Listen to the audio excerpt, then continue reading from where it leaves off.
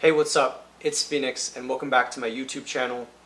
I'm very excited because today I'm going to talk about Horace as part of my Philosopher series. So without further ado, let's dive right in.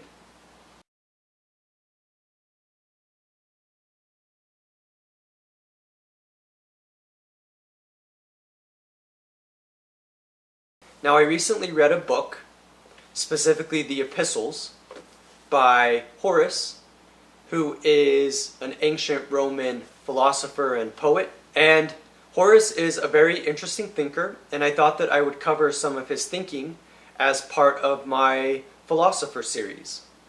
Now, Horace is a very interesting thinker that I have read before, and I wanted to show this book, which is The Epistles and the Satires by Oxford World Classics.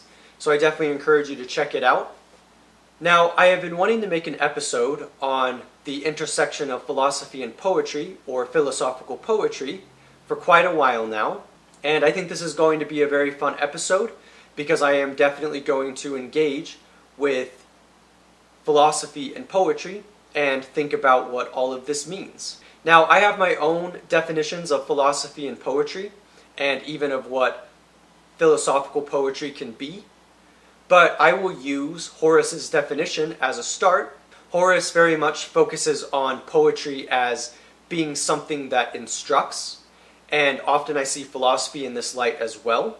Many people do, that the point of philosophy might be to be a little bit pedantic but also learned, to have a different perspective. In fact, one of Horace's notions surrounding poetry, one of his more famous notions, is the idea that poetry should teach and delight, or instruct and delight. And so the idea is that poetry is important for showing us things, for teaching us things, but also for allowing us to enjoy it, and allowing us to enjoy expression and ideas and the realm of abstraction and art. And I certainly think that that is a very interesting point.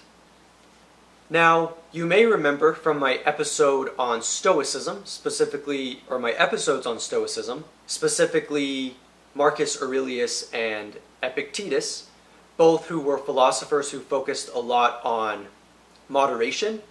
And it seems that Horace, when thinking about poetry and thinking about philosophy, falls into that category a little bit, because he thinks that moderation is very important, not just to living life, but to also making art. There is a description in The Art of Poetry, which is a poem by Horace, which describes how the point of the poet is not to go to extremes. And this definitely makes a lot of sense when thinking about how poetry should have good sense. The poet should be knowledgeable, and the poet should not portray graphic scenes and graphic things. And this is definitely very interesting to think about, because it means that, to Horace at least, the point of poetry is to be balanced. It is to have good sense. It is to convey things that are thoughtful. And I think this is a very important thing to keep in mind when thinking about the potential of poetry and what poetry can be.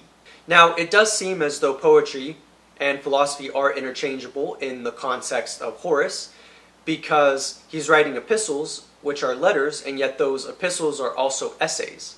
And I think this is definitely important to keep in mind, because it means that Horace is focusing a lot on the interchangeability and flexibility of these mediums, while also acknowledging that these forms should very much focus on sense, having good sense, as well as not being excessive in any way, and therefore being ethical. And so you may remember in some of my episodes in my Philosopher series, such as the ones on Cicero, ethics and philosophy, and now poetry, often go very much hand in hand. The idea is that you want to create something valuable, you want to create something good. And when I think of my own poetic enterprises and the way in which I am writing poetry, I do want to write things that are affecting in this way, that do have an ethical point of view, that do utilize ethics when creating them. And I do think that this idea of balance that Horace and other philosophers portray and postulate is very important because I think that it allows for a way of exploring, a diversity with exploring, while also keeping it centered and focused. Now, Horace does sometimes talk about wisdom in poetry, and he seems to think that wisdom, even though it's something that only some people are going to, that people will only be able to access partially, is still something that is very important to keep in mind.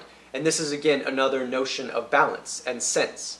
But this makes a lot of sense when thinking about the context of philosophy, specifically classical philosophy, where we think about philosophy as being a medium for transmitting wisdom, philosophy as being the love of wisdom, and it seems that all the way up into the Roman period, this idea of philosophy and poetry, and now poetry as being full of wisdom, is an idea that we can't ignore.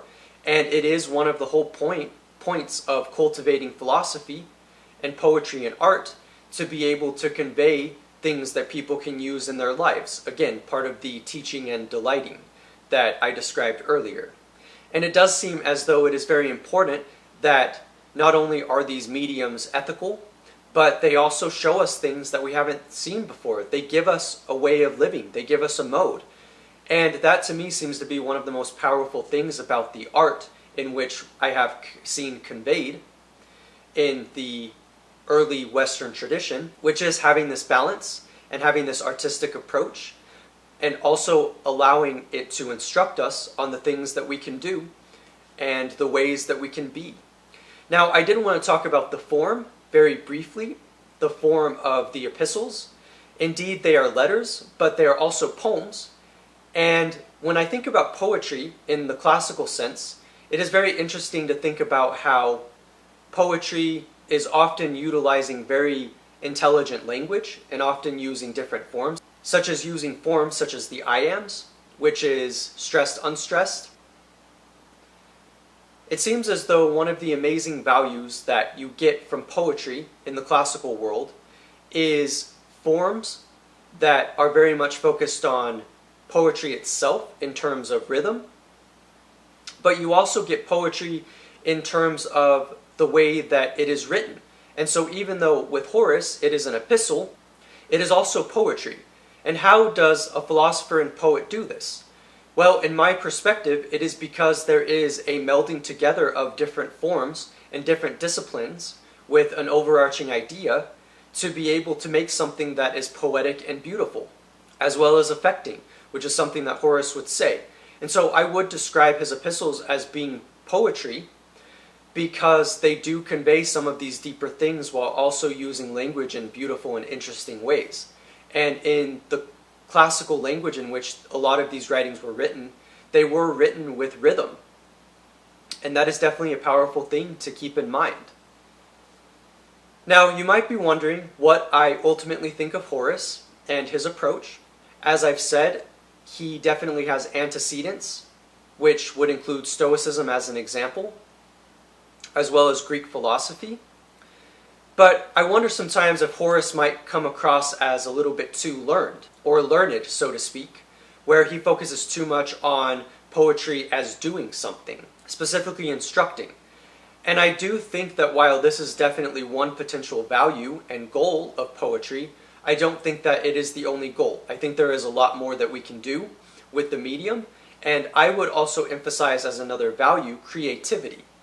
It is very true that many people often look at morals and virtues and values as being the most important element to something like philosophy or poetry. So the question might be, does it make the world better in an obvious sense? Is it moral in a way that makes the world better? But sometimes I think with novelty and with exploration, that creativity is a huge part of this journey as well. We want it to be creative. We want it to be artful. We want poetry to transport us to another world and to show us new things in a way that is not just moralistic, but also exciting. So I would say that I depart a little bit from Horace's view by thinking about creativity and how valuable that creativity is. And so even though I would say wisdom and knowledge and ethics are very important things, I would also say that creativity and pushing the boundary should also be part of it, at least insofar as allowing us to explore and allowing ourselves to see what is really out there and what our opportunities are with art and what we can do with creativity and what we are able to create. Obviously, some people would not see it this way because they would often see art as needing to be mimetic in the sense of mimesis in the sense of Plato, where he was often focused on morality as being a huge part of art. And in fact, poetry is not being artistic because it was not focused on truth. But I actually think that sometimes the point of poetry is to be enjoyed because it appeals to our aesthetic sense. It isn't always about morality and having a very specific type of virtue. And I certainly think that there is value in this. Ultimately, I think, though, that Horace was a very interesting thinker. I think that he accomplished a lot with his writings and his poetry, and I think that he was able to convey a new way of looking at it, a new way of looking at art. And I do think that he has a lot of interesting things to say, particularly about the mad poet, the poet that basically is crazy, but who is also inspired in a way that is very unexpected. And I would say that with thinking about madness and poetry, I would say sometimes they can go hand in hand because so much of it is about the creative exploration. So much of it is about tapping into this divinity that we have access to. So much of it is about being creative. And I think there is a lot of value in that. So don't forget that poetry is also a creative medium, and that the mediums that we use to communicate can definitely be creative and be used to express things. They can be used to be expressive. So yeah, I'm Phoenix. Thank you for watching. I encourage you to check out my other episodes in my Philosopher series. And I'm very excited that I was able to make this episode today. I'm Phoenix. Thank you for watching, and I will see you next time.